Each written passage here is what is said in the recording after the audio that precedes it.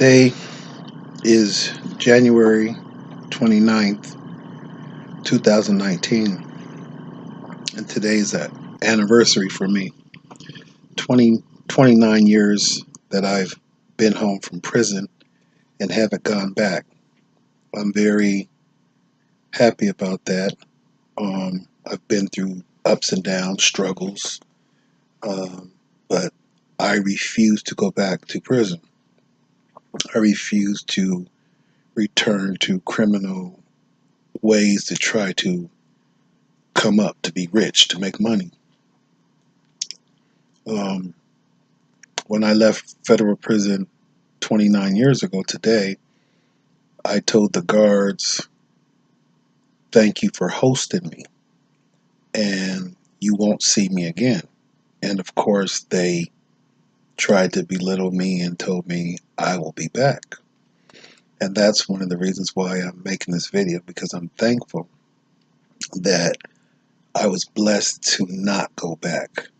And that is a major problem in the penal system, recidivism, with people getting out of prison and going back.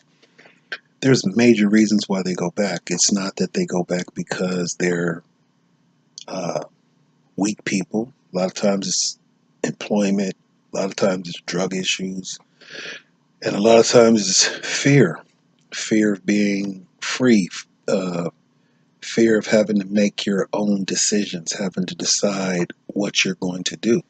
When you're in prison, everything's controlled.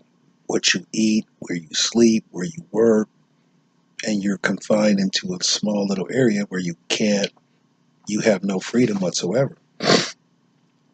But today I wanted to, as I celebrate my 29 years, I wanted to really direct this video to the president of Sudan.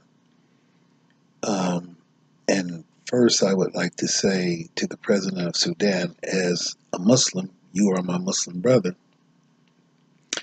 And Allah says in the Quran, Kul Muslimin Kul Muslim. The Muslim is the brother to the Muslim. So I have to say to you today that I'm very disappointed as a person coming from slave background in the United States to know that there's a Muslim from Sudan, and Sudan is one of the great African places for as empires, history, culture, of course the roots of Islam.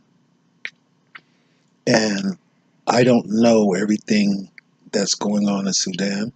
I'm not Sudanese, but Malcolm X, Rahmatullah Alayhi, was martyred in the United States, and his body was washed, and the janazah was performed by a Sudanese. Marcus Garvey was educated by a Sudanese. So I feel like Sudanese and African Americans have a history. Whether we cultivate that history or move forward, it remains to be seen. But as the president of Sudan, I hear that the Sudanese are being shot down in the street today because they're demonstrating against the government. And you have been in the government for 30 plus years, and you're 80 years old. We have the same problem here, not so much with the 80-year-old black Americans here shooting us down or ordering us to be shot down, but we have the same thing with Louis Farrakhan, Jesse Jackson, Al Sharpton, 80-year-old men who refuse to pass the baton to the next generation. Well, it's even worse in your situation because, for one, you're a Muslim, so you know the criteria and you know right from wrong. And today the Muslims are being subjugated to this type of abuse. Corruption in the government, corruption with money, corruption with employment, education, all these things. And you've been in power for 30 years and you refuse to step down. What do you think that's going to happen to you on the day of judgment? You think you're going to be in Allah's good grace when you're oppressing the people? Allah tells us that the dua of the oppressed is answered, and you are oppressing the people. So I'm asking you, my brother, to step down. Stop oppressing the people. I don't know how many people have died under your presidency, how many people have been in prison, but that's just like Pharaoh. You're acting in the same manner as Pharaoh did. And Musa alayhi salam told Pharaoh to let his people go from this bondage. Africa's suffering all over the world. We're suffering. In the United States, Africans are suffering. In Somalia, in Kenya, in Nigeria, in Gambia, in Ghana, in Habasha, Ethiopia, all these places. But I'm addressing this to you, the president of Sudan, and asking you, brother, think. If you fear Allah, you could not do what you're doing. So even though you're calling yourself a Muslim, Islam is the furthest thing in your heart. Because Allah says in the Quran that taqwallah, that the fear of Allah is the wisest position. It's the first form of wisdom, to fear Allah. And yet there's Muslims in this country, Sudan, one of the most fertile, one of the richest countries on the face of the earth, mineral wealth, oil wealth. Allah has blessed this land. And yet you are oppressing the people. And I would say to the other Sudanese people that it's not all his fault.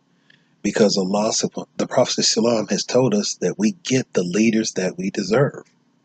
So to the Sudanese people, obviously you're not on your deen strong enough. Otherwise Allah wouldn't allow that leader to be there. If you were on your deen and you are practicing Islam and you're living Islam and you're paying the zakat and you're honoring your salat and you're reading Quran and you're doing what you're doing, your dua would be answered and Allah would get rid of this oppressor. So when we hear this prophecy, this sunnah of the Prophet ﷺ, the hadith that says you get the leadership that you deserve, this is for the Muslims all over the world. So guess what? If we have these terrible leaders, we deserve them. And that's our job to do something about it. But brother, please stop oppressing these people. These are your people. It's not like you're in Europe and you're oppressing people. You're oppressing people in Sudan, where your forefathers and your great-grandfathers grew up. And Sudan was a great nation, had great promise, and still does, has great potential. But yet you want to oppress the people. I'm begging you, brother, as a Muslim, from one Muslim to another, even though I'm from another country and I don't know you, I've never met you, leave Sudan right now. Whatever money that you have taken, give it back to the people. If you want to take it, it's going to be tied around your neck on the day of judgment. So Allah tells, the Prophet Islam has told us, if somebody is oppressing the people, to help them. And they said, oh Rasulullah, why would you tell us to help a person that's oppressing people? Help him to stop oppressing the people. So that's what I'm coming to you today. I'm nobody. I'm not a scholar. There's plenty of people that obviously that are scholars that you haven't listened to, that you may have even put in prison. But on the day of judgment, you're going to be questioned about every single thing that you do. Is it going to be worth it? How much money are you making right now? Is it going to be worth it on the day of judgment? When Allah asks us, how long did you live on the earth? And the answer is a day or part of a day. Do you really want that? So once again, brother, may Allah guide you back to the Salat al-Mustaqim, because Allah is the most merciful. And if you stop what you're doing right now, maybe Allah will forgive you. The Prophet Islam has told us that Allah said that if you kill a life, it's like you killed all of humanity. And if you save a life, it's like you saved all of humanity. So if you have killings under your regime, under your belt, how do you think that's going to play out on the day of judgment? But if you stop oppressing the people, then maybe the people of Sudan will make dua for you. Because we're not used to people who are oppressors turning around and stop oppressing the people. But you can be that spark. And not only will you benefit the people of Sudan, you will benefit all of the people of Africa, because you will become a role model that we could say, hey, this brother was oppressing people and he stopped and he turned around and he gave the people their rights and he returned their land to them and he helped them to be a flourishing people. And maybe the new regime, the new government might even be able to utilize you. Brother, you're 80 years old. You don't know how much time that you have left on this earth. I don't know how much time I have left on this earth. That's why I'm making this plea to you to stop oppressing the people of Sudan.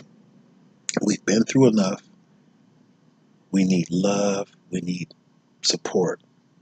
May Allah guide you. Amen.